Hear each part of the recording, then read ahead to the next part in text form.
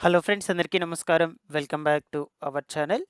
బంగాళాఖాతంలో కొనసాగుతున్నటువంటి అల్పపీడన తేమ ప్రభావంతో గత 2 రోజుల నుంచి మన 2 తెలుగు రాష్ట్రాల్లో పలు జిల్లాల్లో తేలికపాటి నుంచి మోస్తారు వర్షపాతం నమోదవుతూ ఉంది.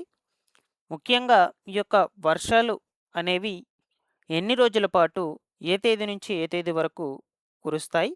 ఏ జిల్లాలకు ఎక్కువ అత్యధికంగా వర్షపాతం నమోదవుతుంది?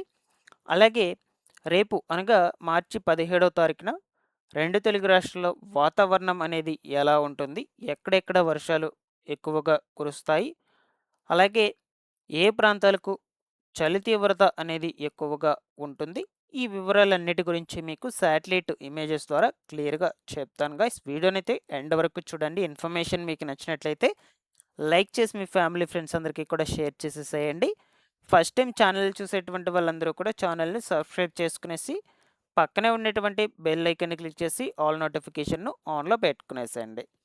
లేట్ చేయకుండా టాపిక్‌లోకి గనుక వచ్చేసినట్లయితే, బంగాళాఖాతంలో అలాగే అరేబియా మహాసముద్రంలో కొనసాగుతున్నటువంటి తేమ ప్రభావంతో ముఖ్యంగా మనకు ఆంధ్రప్రదేశ్, తెలంగాణ రాష్ట్రాల్లో ఉత్తర కోస్తాంధ్ర జిల్లాలకు, అలాగే ఈ యొక్క తూర్పు తెలంగాణ జిల్లాలు ఏవైతే ఉన్నాయో, సో ఈ జిల్లాల్లో కొన్ని కొన్ని ప్రాంతాల్లో అక్కడక్కడ మనకు తేలికపాటి నుంచి మోస్తరుగా వర్షపాతం నమోదవుతూ ఉంది గత 2 రోజుల నుంచి. అయితే తాజాగా వచ్చేసి రేపు అనగా 17వ తారీఖున 2 తెలుగు రాష్ట్రాల్లో వాతావరణ పరిస్థితులనేటివి ఎలా ఉంటాయి?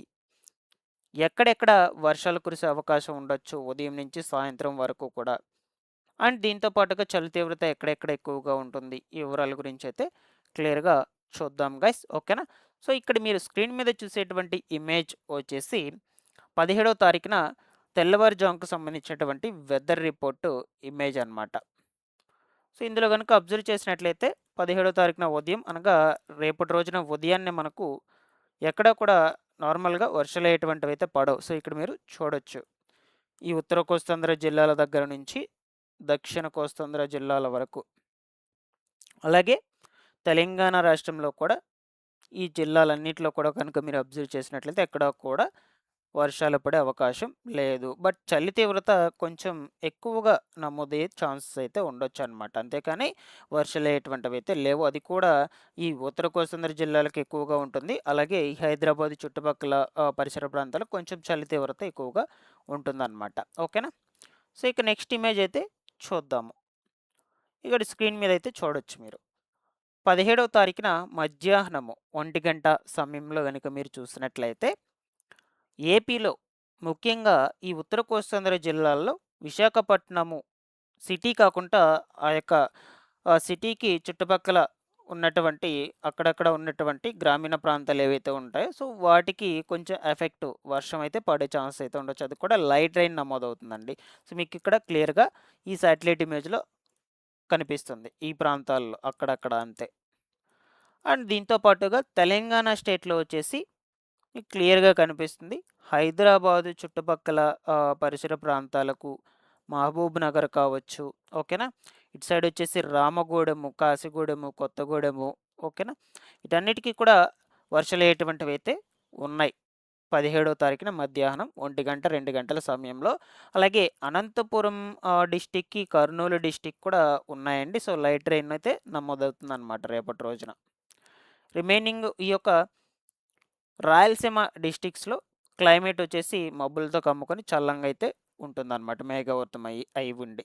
ఈ ఉత్తర కోస్తాంధ్ర దక్షిణ కోస్తాంధ్ర జిల్లాలకు మాత్రం ఎండ తీవ్రత అలాగే కొనసాగే ఛాన్స్ అయితే ఉంటుందన్నమాట.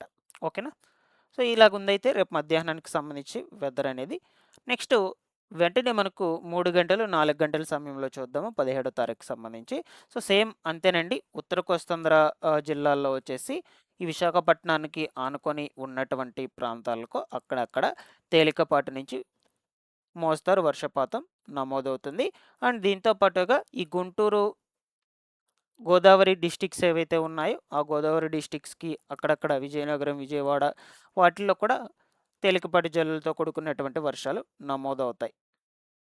సో, మెయిన్ మనకు రేపు మధ్యాహ్నం 3, 4 గంటల సమయంలో వచ్చేసి తెలంగాణలోనే ఈ యొక్క మహబూబ్‌నగర్, హైదరాబాద్ డిస్ట్రిక్ట్ చుట్టుపక్కల పరిసర ప్రాంతాలు, ఖమ్మం కూడా ఈవెన్ మనకు ఈ వర్షం ఎఫెక్ట్ అనేది తగిలే ఛాన్స్ అయితే ఉండొచ్చు. కర్నూలుకి ఉంది. దాని తర్వాత అనంతపురం డిస్ట్రిక్ట్ కూడా వర్షాలు అయ్యేటువంటివైతే అక్కడక్కడ కొన్ని ప్రాంతాల్లోనే, అన్ని ప్రాంతాలైతే చెప్పడం లేదు నేను డిస్ట్రిక్ట్‌లో లేట్ రెయిన్ అయితే నమోదవుదే ఛాన్స్ అయితే ఉందన్నమాట. ముఖ్యంగా రైతులు ఎవరైతే ఉన్నారో వాళ్ళందరూ కూడా ఒకసారి ఈ వెదర్ రిపోర్ట్ అనేది గమనించండి. ముఖ్యంగా తెలియనటువంటి వాళ్ళ రైతులందరికీ కూడా ఇన్ఫర్మేషన్‌ని షేర్ చేయండి. నేను ఎప్పటికప్పుడు మన ఛానల్ నుంచి లేటెస్ట్ వెదర్ రిపోర్ట్ అప్డేట్స్ మొత్తం కూడా అందజేస్తూ ఉంటాను. రెగ్యులర్‌గా ఫాలో అప్ చేస్తున్నానండి. ఓకేనా? సో, నెక్స్ట్ ఇదొచ్చేసి మనకు 17వ తారీఖున సాయంత్రం 7, 8 గంటల సమయంలో ఎలా ఉంటుందో వెదరు చూద్దాం. ఓకేనా? సో, మాక్సిమం ఎక్కడా కూడా వర్షాలు లేవు కానీ క్లైమేట్ మొత్తం కూడా మేఘావృతమైతే ఉంటుందన్నమాట. చల్లదనంగా అయితే ఉంటుంది. కొన్ని చోట్ల చలి తీవ్రత కూడా కొంచెం ఎఫెక్ట్ అయ్యే ఛాన్స్ అయితే ఉండొచ్చు. మొత్తం కూడా చూడొచ్చు. ఈ దక్షిణ కోస్తాంధ్ర జిల్లాలు, రాయలసీమ జిల్లాలు కావచ్చు, అలాగే ఉత్తర కోస్తాంధ్ర జిల్లాలు వీటికి ఎక్కడా కూడా ఎఫెక్ట్ అనేది అయితే లేదు. రైన్ పడదనమాట. పడితే ఈ రాజమహేంద్రవరం ఈ యొక్క భీమవరం డిస్ట్రిక్ట్స్ ఏవైతే ఉన్నాయో, సో, గోదావరి డిస్ట్రిక్ట్స్ ఏవైతే ఉన్నాయో, సో, వాటికి సరిహద్దుల్లో అక్కడక్కడ కురుస్తాయి వర్షాలు అంతే కానీ రిమైనింగ్ జిల్లాలు ఎక్కడ కురవవు. అండ్ బెంగుళూరులో మనకు ఈ కర్ణాటక స్టేట్‌లో అక్కడక్కడ వర్షాలు పడే అవకాశాలైతే ఉన్నాయన్నమాట. రేపు సాయంత్రం 7 గంటలు, 8 గంటల సమయంలో మీరిక్కడ అబ్జర్వ్ చేయొచ్చు.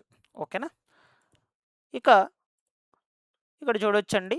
ఇంకొక ఇమేజ్‌లో గనుక అబ్జర్వ్ చేసినట్లయితే, ఇది రేపు 17వ తారీఖు నైట్ ఒక 10, 11 సమయాలకు సంబంధించినటువంటి వెదర్ రిపోర్ట్ ఇమేజ్ అనమాట. మాక్సిమం 10, 11 గంటల సమయంలో కూడా అక్కడ రెయిన్ అయితే పడదు కానీ కొంచెం చలిగా ఉండే అవకాశాలు ఉండొచ్చు. అన్ని డిస్ట్రిక్ట్స్‌లో కూడా అబ్జర్వ్ చేయొచ్చు. బట్ ఇక్కడ ఈ కర్ణాటక స్టేట్‌లో బెంగుళూరు చుట్టుపక్కల పరిసర ప్రాంతాల్లో రెయిన్ అయితే నమోదవుతుందన్నమాట. ఓకేనా? సో, ఇలా అయితే ఉన్నాయండి మనకు వెదర్ రిపోర్ట్స్ అనేటువంటివి. మీకు రెగ్యులర్‌గా అప్డేట్ అనేది అయితే అందజేస్తూనే ఉంటాను guys. Thanks for watching this one.